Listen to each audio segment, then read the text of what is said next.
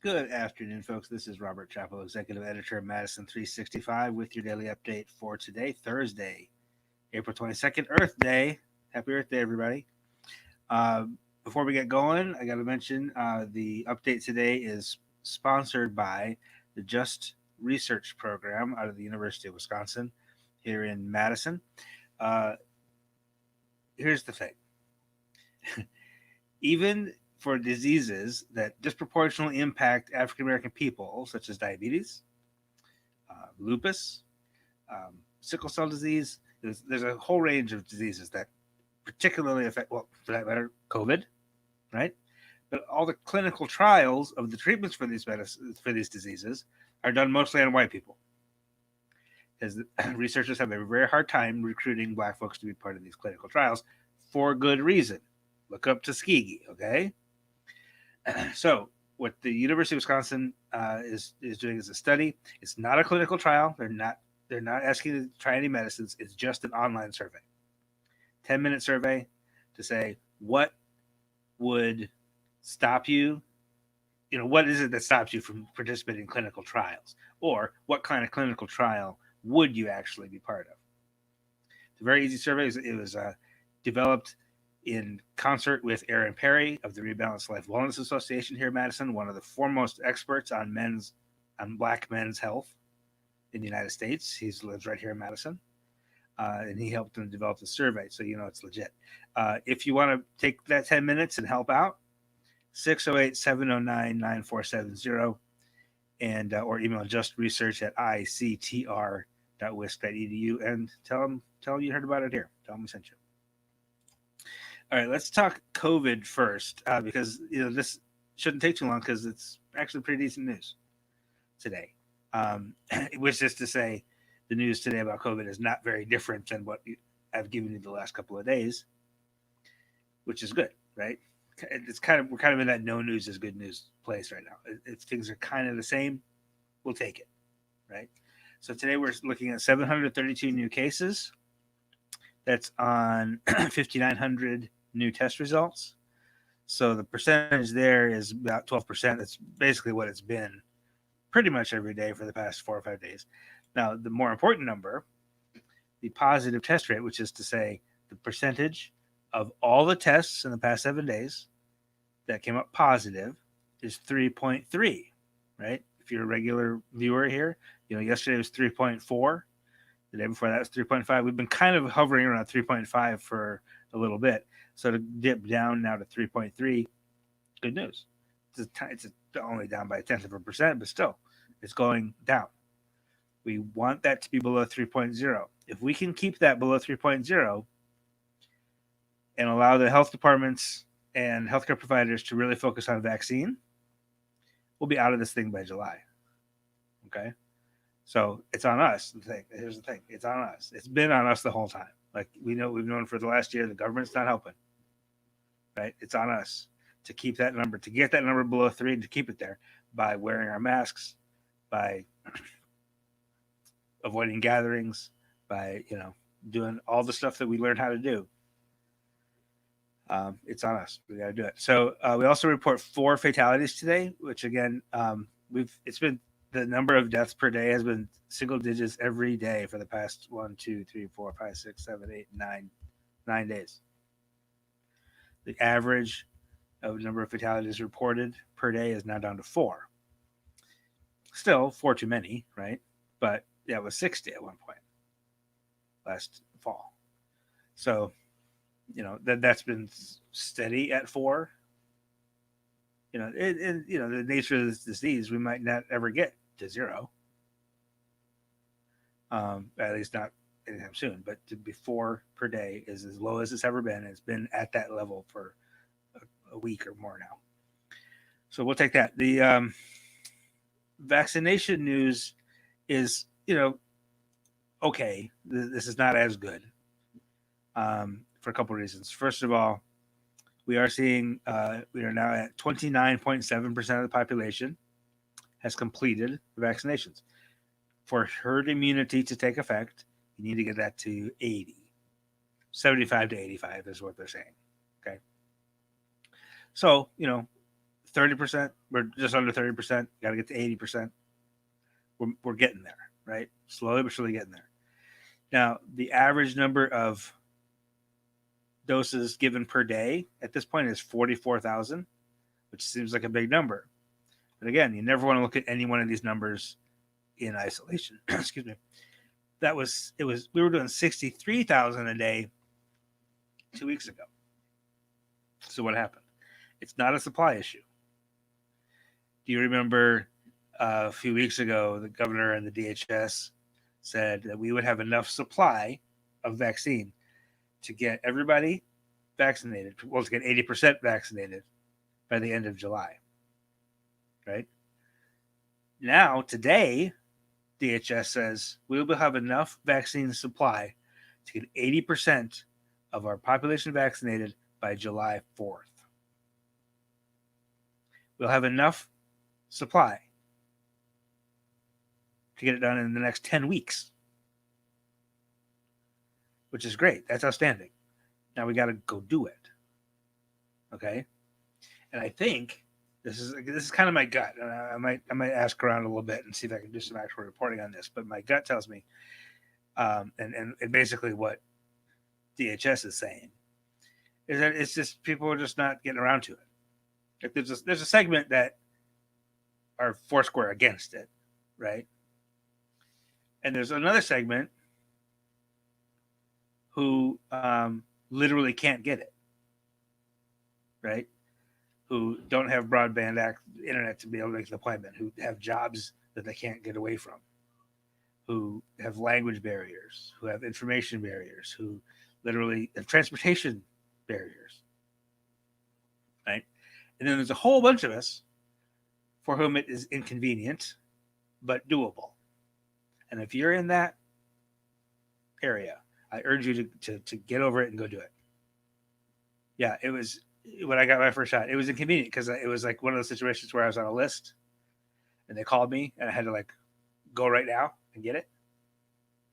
And then I was like out of commission for a day and a half after that. It was inconvenient. But I'm in a position of privilege such that inconvenience doesn't like cripple my whole week, doesn't affect my paycheck, doesn't affect my kids really, because I have a wife who can help me take care of them. It doesn't, that level of inconvenience is tolerable for me in a way that it's not for a lot of people.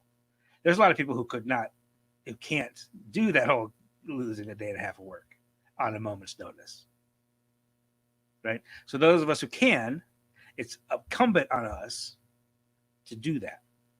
So that, because when you get inoculated, it's not just for you. Every person gets us close to that 80%. You're protecting and taking care of everybody around you as well as yourself. So if getting vaccinated is doable but inconvenient, do it. It's your duty. It's your public health duty to go through the inconvenience, to go through the 2 days of fatigue and fever and get it done.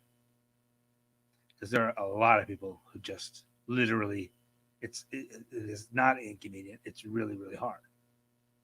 Okay. So, but we got to get there. We have 44,000 a day isn't enough. Right. Don't wait. Don't be like, I'll get there. Don't take that thing where, other people need it more than me. No. Because again, it's not about you. You getting vaccinated is your contribution to the community health. Okay. Don't do that thing where you're like self-sacrifice or something like that. No, get over it. Don't do that. I'm getting my second shot tomorrow.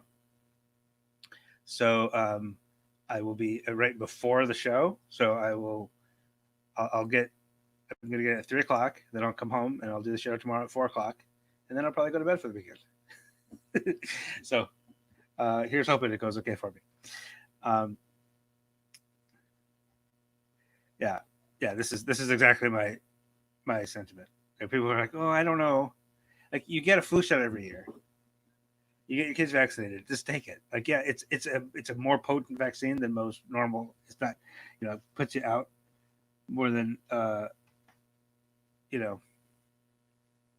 more than a flu shot, but you still got to do it. Everybody, we still got to do it. Okay, so I will. We're gonna take a short break, and we'll come back with more news, local news, national news. We'll talk over a few things. We'll get you up to speed on everything right after this. Do not go away.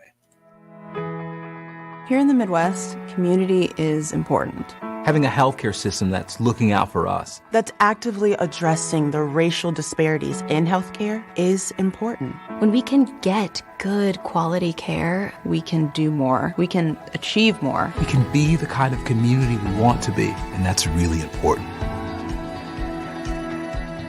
UW Health. Remarkable medicine. Remarkable care. All right, we're back. The feature story this morning, we've been doing a few of these on the school district here in Madison. Dr. Carlson Jenkins has put together this cabinet of like high-level administrators who are really intentionally diverse. And I got to pull up the story so I get this teacher's name right. But the feature this morning is one that our reporter Malik Anderson did. And his name is Jorge Covarrubias. And I want to be respectful and make sure that I pronounce that correctly. Jorge grew up in Madison. He's the son of immigrants from Mexico. He went to Memorial High School, which, as we talked about yesterday, might get a new name pretty soon. He was a teacher in the district and a principal. And he is now the chief of leadership development, meaning it is his job now to do the professional development and of the administrators, the principals, assistant principals, those kind of folks, and to do that with this equity lens. Right now, the school district right now, and Jorge made a point to tell us this when Malik was talking to him, that the student body is almost 60% students of color, 57.8% students of color. 13.5% of the teaching staff are people of color. This is a problem, right? So he's got to develop administrators and help them with their professional development with that in mind, right? That they're mostly white staff teaching children of color, and that's really important. So it's a good story. Malik did a great job with this. So give that a look. It's at Madison365.org. It's still there on the front page. Also today. This is we have a new member of the 365 family. His name is Abi Levine. He's actually living currently in the Twin Cities, so he was able to get out immediately following the verdict in the Chauvin trial on Tuesday, and talk to some folks there. This is one of the activists there, and basically the what he heard on the ground was that yeah, okay, great, we got this conviction. It's not over. There's a lot of work left to do, and there's this whole list of people who've been killed by police departments that need reform. Some great. He got some really tremendously good photos. So go take a look at that story. You're going to hear more from Abi in the coming weeks. That we are in on a big collaborative project. That we are very excited about, that we can't quite announce yet, but that we will be. And Abi is, we have two new reporters that are going to be working on that for us. So I'm very excited to share that with you when the time comes. Also today, wherever you get your podcasts, go find Real Talk with Henry Sanders today, because last week was the Men's Leadership Summit. That took up so much time, we didn't actually record an episode for this week. So instead, we took the audio from one of these sessions. And the session we chose was The Color of Masculinity, because these guys were just awesome. And it was moderated by, up here in the upper right-hand corner, Shannon Reed from the United Way of Greater Milwaukee. And you got Mike Hernandez from the school district, and here in Madison, Ajamu Butler, the founder of Heal the Hood in Milwaukee, and then Ramon Ortiz from Madison College, Associate Dean over at Madison College. They talked just so authentically, really vulnerable about what it means to be masculine. But Ajmu, growing up basically in the, kind of in the streets of Milwaukee and talking about going to therapy and how important that is. And how important the difference between hombría and machismo in Latino culture, and the problem with the term toxic masculinity. I learned something about that myself.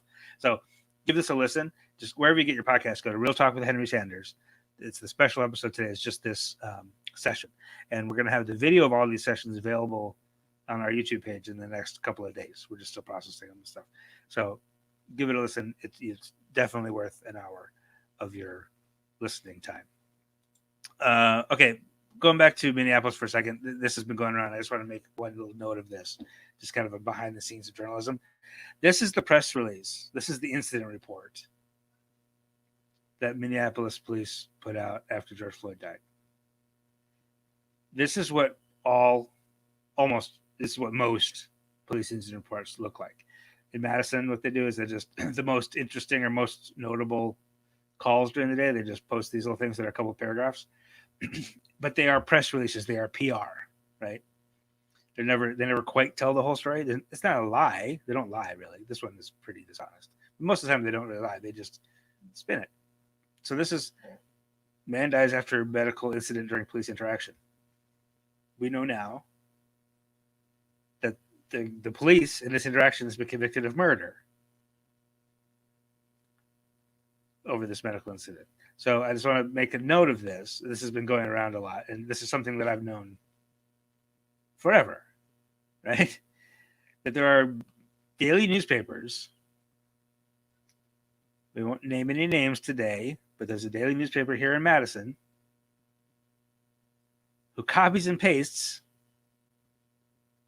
these incident reports as if they're news, as if they're fully factual. Obviously, they are not. We don't do that. If we see an incident report, we'll actually talk to people who were there and tell the entire story. So it's just an interesting little thing. If you don't know about journalism, this is how crime reporting works. Is they pick up, crime reporters pick up these incident reports and report them as if they're news, and they're just really not. So be careful when you read crime reporting in the mainstream press. Finally, today, the United States Senate has passed. I hesitate to call it a law. It's more like a resolution condemning racism against Asian American people and directing the Department of Justice to create a new position to expedite reviews of potential COVID-19 related hate crimes. We know that Asian people in the United States have gotten a lot more hate in the past year because somebody kept blaming China for this virus, right? So they're going to expedite reviews of those cases in this bill. Still, it's good to have the United States Senate overwhelmingly, almost unanimously say racism against Asian Americans is bad. It was 94-1. The one no vote was Josh Hawley from Missouri, the guy whose picture you've seen holding up a fist in solidarity with the insurgents on January 6th. All right, that's what I have for you today. It's a chilly day, but really nice out. So take a walk if you can. Enjoy yourself. Unplug from the news if you have to. Like, it's been a week. It's been a long couple of weeks, and I will not be offended if you need to take a break from the news. In the meantime, please just follow us on Facebook, watch for us here, follow us on Twitter, Instagram, and check Madison365.org to keep up with everything that's happening around Wisconsin. And I'll be back tomorrow at 4 o'clock with a second dose of vaccine in my arm. Until then, take care. We'll see you soon. This is 365 Media.